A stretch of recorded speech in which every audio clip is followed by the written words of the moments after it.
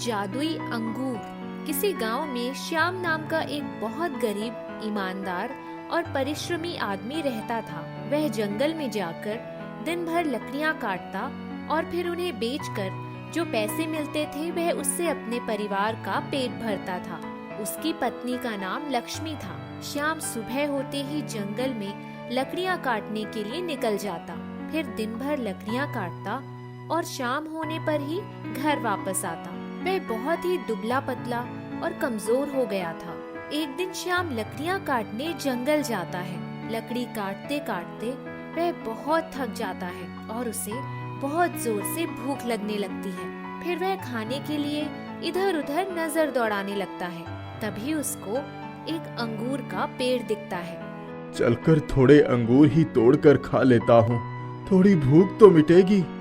वह अंगूर के पेड़ के पास जाता है, एक अंगूर तोड़कर अपने मुंह में डाल लेता है। अंगूर खाते ही श्याम की सारी थकावट गायब हो जाती है और उसके अंदर बहुत सारी ऊर्जा और ताकत आ जाती है, जिससे वह एक हष्ट पुष्ट और जवान मनुष्य की तरह दिखने लगता है। अरे ये तो चमत्कार हो गया। मेरी तो सारी थकावट और कमजोरी अंगूर खाते ही गायब हो गई। अब तो मैं एक हृष्ट पुष्ट मनुष्य की तरह हो गया हूँ। अब मैं एक दिन में बहुत सारी लकड़ियाँ काट कर बेचूंगा, जिससे मेरी गरीबी दूर हो जाएगी। वह चमत्कारी जादुई अंगूर को पाकर श्याम बहुत खुश होता है। फिर अगले दिन वह अपनी पत्नी को उस जादुई अंगूर के पास ले जाता है। उसकी पत्नी भी जादुई अंगूर के बारे में जानकर बहुत खुश होती है। यह जादुई अंगूर तो बहुत कमाल की चीज है। आपको इसके बारे में राजा को अवश्य बताना चाहिए। वह इस अंगूर की मदद से हम जैसे गरीबों की मदद कर पाएंगे, जिससे इस राज्य में किसी को भी भूखे पेट नहीं सोना पड़ेगा और राज्य से गरीबी दूर हो जाएगी। फिर श्याम अंगूर के पेड़ से थोड़े अंगूर तोड़कर राजा के पास ले जाता है। महाराज, यह एक जादुई अंगूर है। अगर इसको आप खाएंगे तो आपके अंदर बहुत सारी ऊर्जा और ताकत आ जाएगी और आप हृष्ट पुष्ट और जवान दिखने लगेंगे। पहले तो राजा श्याम की बातें मानने को तैयार नहीं होता, मगर श्याम के बहुत कहने पर वह उसकी बात मानने को राजी हो जाता है। ठीक है, अगर तुम इतना कह रहे हो तो मैं मान लेता हूँ, मगर मैं इस अंगूर को खाने से पहले इसका परीक्षण करूंगा। कहीं यह तुम्हारी कोई चाल तो नहीं? राजा उस अंगूर को अपने एक सिपाही को खिलाता है। अंगूर खाते ही सिपाही दुबला पतला, कमजोर और बुढ़े की तरह दिखने लगता है। यह देखकर राजा क्रोधित हो जाता है। श्याम, तुमने मुझसे झूठ कहा। अब तुम्हें इसकी सजा अवश्य मिलेगी। सिपाहियों, बंदी बना लो इसे। यह झूठ बोलकर इस अंगूर को मुझे खिलाना चाहता था। राजा के सिपाही श्याम को पकड़कर कारागार में डाल देते हैं। यह बात जब लक्ष्मी को पता चलती है कि उसका पति श्याम बंदी बना लिया गया है, तो वह बहुत दुखी होती है और फिर वह उस जादुई अंगूर के पेड़ के पास जाती है। मेरे पति एक सच्चे इंसान है, वे मुझसे कभी झूठ नहीं बोलेंगे। हो ना हो राजा को जरूर कुछ गलतफहमी हुई होगी। फिर लक्ष्मी उस पेड़ से एक अंगूर तोड़कर खा लेती है। अंगूर खाते ही लक्ष्मी के अंदर बहुत सारी ऊर्जा और ताकत आ जाती है, जिससे वह जवान और सुंदर दिखने लगती है। यह अंगूर तो सचमुच जादुई है। मेरे पति मुझसे इसके बारे में जो भी बताए वह सब सच था। अब मैं अपने पति को उस कारागार से कैसे निकालूं? राजा तो मेरी बातों पर विश्वास भी नहीं करेंगे। इतना कहकर लक्ष्मी रोने लगती है। तभी जादुई अंगूर के पेड़ से एक आवाज आती है। चुप हो जाओ लक्ष्मी। आवाज सुनकर लक्ष्मी इधर उधर देखने लगती है। मैं एक जादुई अंगूर हूँ। मेरे अंदर कुछ ऐसी जादुई शक्तियाँ हैं जो कि अगर मुझे कोई सच्चे दिल वाला इंसान खाएगा तो वह जवान और ताकतवर हो जाएगा, और यदि कोई झूठा और पापी इंसान खाएगा तो वह दुबला पतला, कमजोर और बुढ़ा दिखने लगेगा। तुम्हारे पति को मेरे इस जादुई शक्ति के बारे में सही से मालूम न होने के कारण वे संकट में पड़ गए। उन्हें अब इस संकट से मैं ही निकालूंगा। एक दिन तुम्हारे पति की बातों पर उस राजा को अवश्य विश्वास होगा। जादुई अंगूर की बातें सुनकर लक्ष्मी को थोड़ा धीरज मिलता है और फिर वह वापस अपने घर चली जाती है। कुछ दिन बीतता है। एक दिन वह राजा किसी युद्ध में पराजित होकर घोड़े पर बैठकर भागता हुआ अपने राज्य की तरफ जा रहा था। उसके रास्ते में वही जंगल पड़ता है जिसमें उस जादुई अंगूर का पेड़ लगा था। जैसे ही राजा उस जादुई अंगूर के पेड़ के पास से होकर गुजरता है, तभी उस जादुई अंगूर की लताएं राजा के पूरे शरीर को लपेट लेती है, जिससे राजा घोड़े से नीचे गिर जाता है और उसका घोड़ा राजा को छोड़कर उसी रफ्तार से आगे निकल जाता है। जब राजा घोड़े से गिरता है तो देखता है कि उसका घोड़ा बहुत आगे निकल गया है। फिर राजा अपने शरीर से उस अंगूर की लताओं को हटाता है। युद्ध में घायल होने के कारण राजा के शरीर से बहुत खून निकल रहा होता है। अरे, मेरा घोड़ा तो मुझे इस जंगल में छोड़कर पता नहीं कहाँ चला गया। अब मैं अपने महल कैसे पहुँचूंगा? और मेरे इस घाव से खून रुकने का नाम ही नहीं ले रहा है। अब मैं क्या करूं? कुछ देर के बाद राजा को बहुत भूख लगने लगती है। तभी राजा की नजर उन लताओं पर लगी अंगूर पर पड़ती है। वह तुरंत जाकर अंगूर तोड़कर खाने लगता है। जैसे ही वह अंगूर को खाता है, उसके शरीर के सारे घाव ठीक हो जाते हैं और राजा के अंदर बहुत सारी ऊर्जा और ताकत आती है, जिससे वह हष्ट पुष्ट और जवान दिखने लगता है। अरे, ये तो चमत्कार हो गया। इस अंगूर को खाने से मेरे सारे घाव सही हो गए और मुझ में बहुत सारी ताकत भी आ गई। अब इस अंगूर को खाने के बाद मुझे युद्ध में कोई भी पराजित नहीं कर पाएगा। राजा बहुत खुश होता है। इधर लक्ष्मी भी लकड़ियां काटने के लिए उसी जंगल में जाती है। तभी राजा को उस जादुई पेड़ के पास देखती है। फिर वह दौड़कर राजा के पास जाती है और उसके पैरों में गिरकर रोने लगती है। महाराज, मेरे पति को कारागार से निकाल दीजिए। मेरे पति ने उस दिन आपसे इस अंगूर के बारे में जो भी बताया था सब सही था, मगर उनको यह नहीं पता था कि अगर कोई झूठा या पापी इंसान इस अंगूर को खा लेता है तो उसका उल्टा असर होता है।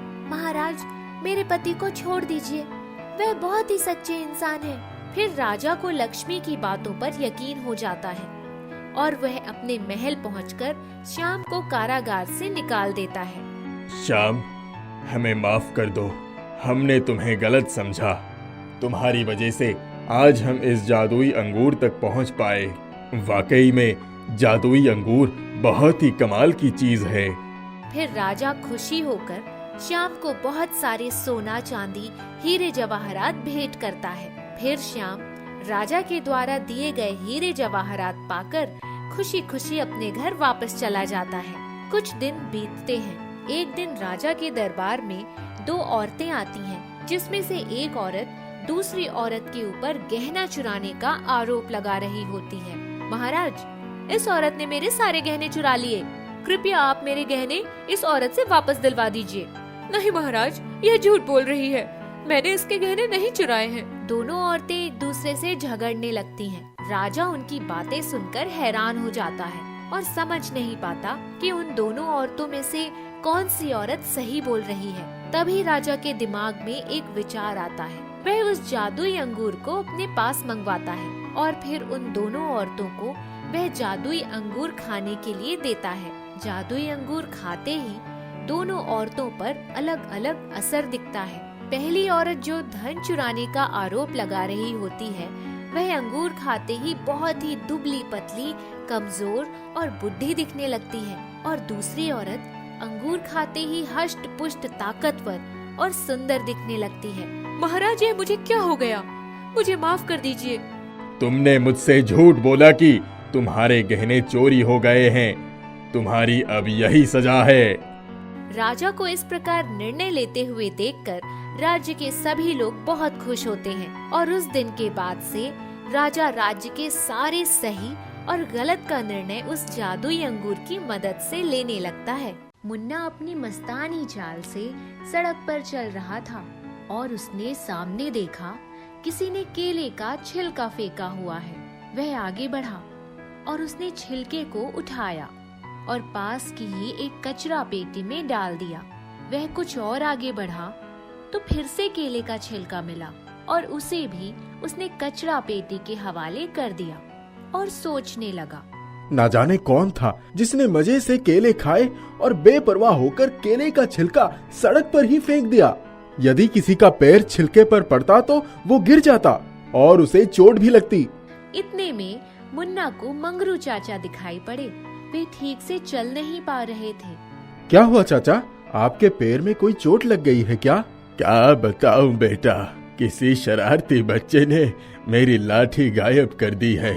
बुढ़ापे में ठीक से चला नहीं जाता, नजर भी कमजोर हो गई है। बिना सहारे के मैं ठोकर खाकर गिर पड़ा। बुढ़ापा दुखदाई तो होती ही है। आइए, मेरे कंधे का सहारा लेकर चलिए, मैं आपको घर तक पहुंचा दूंगा। आप चिंता ना करें, मैं आपके लिए एक मजबूत लाठी भी ला कर दूंगा। मुन्ना मंगरू चाचा को अपने कंधे का सहारा देकर उन्हें चलाने लगा। बेटा जीते रहो, तुम्हारे किसी काम का हर्जा तो नहीं हो रहा है। नहीं चाचा, अपने चाचा को घर पहुंचा रहा हूँ, इससे बढ़कर कौन सा काम हो सकता है मेरे लिए। मंगरू चाचा का घर आ गया और मुन्ना ने उन्हें खाट पर बिठा दिया। वह दौड़कर अपने घर गया और एक अच्छी सी लाठी लेकर चाचा जी को दे दिया। चाचा, ये सही लाठी है, रख लीजिए अपने पास, अब मत होइए उदास। मंगरू चाचा के होठों पर मुस्कान खेलने लगी और उनके हाथ मुन्ना को आशीर्वाद देने के लिए उठ गए। मुन्ना कुछ और आगे बढ़ा तो उसे नदी दिखाई पड़ी। उसकी प्यास बढ़ गई। वह नदी किनारे पहुंच गया और पानी पीने लगा। पानी पीने के बाद जब वह बैठकर नदी के विशाल जल को देख रहा था, तभी उसकी नजर हरे रंग की वस्तु पर गई। वह वस्तु बहते बहते उसी की तरफ आ रही थी। कुछ नजदीक आने पर स्पष्ट हो गया कि वह केले का छोटा सा पेड़ था, जिसे किसी ने उखाड़कर नदी में फेंक दिया था। मुन्ना ने आगे बढ़कर उस छोटे पेड़ को उठा लिया और उसे लेकर अपने घर की तरफ चल दिया। मुन्ना अपने घर के पास जब उस केले के पेड़ को जमीन में लगाने जा रहा था, तभी उसके पड़ोसी बल्लू ने आवाज दी। मुन्ना, इस केले के पेड़ को यहाँ मत लगाओ, ये जगह मेरी है। भैया, ये केले का पेड़ है, इसमें जब फल आएंगे तो हम सब मिलकर खाएंगे। मुझे फल नहीं चाहिए। मैंने एक बार कह दिया कि ये जगह मेरी है तो यहाँ मैं तुम्हें केले का पेड़ नहीं लगाने दूंगा। ठीक है भैया, मैं इसे अपने कुएं के पास लगा देता हूँ, इसमें आपको भी कोई परेशानी नहीं होगी। बल्लू गुस्से से अपना मुंह बनाकर वहाँ से चला गया। मुन्ना ने अपने कुएं के पास बाकायदे जगह बनाकर केले के पेड़ को लगा दिया। कुएं से पेड़ तक एक छोटी सी नाली भी बना दी, ताकि कुएं के पास गिरने वाला पानी भी केले के पेड़ तक पहुंचता रहे। उसने बाल्टी से पानी उड़ेलकर केले के पेड़ को सींच दिया। दूसरे दिन केले के पेड़ का आकार बहुत बड़ा हो चुका था, जिसे देखकर मुन्ना झूमने लगा। माँ, जल्दी से यहाँ आओ, ये देखो मेरे केले का पेड़ कितना बड़ा हो गया है। अरे, इसमें तो फूल भी आ रहे हैं। अरे हाँ बेटा, यह तो सचमुच बड़ा हो गया है। देखो, छोटे छोटे केले भी आ रहे हैं। यह कोई साधारण केले का पेड़ नहीं है, यह चमत्कारी है। हमें इसका विशेष ध्यान रखना होगा। दूसरे दिन मुन्ना की माँ जब केले के पेड़ को देखने आई तो आश्चर्य से मूर्ति बनकर खड़ी रह गई। केले का पूरा पेड़ बहुत सारे बड़े बड़े केले के फलों से लदा हुआ था। मुन्ना बेटा, यह देखो बहुत बड़ा चमत्कार, केले के फलों का भंडार।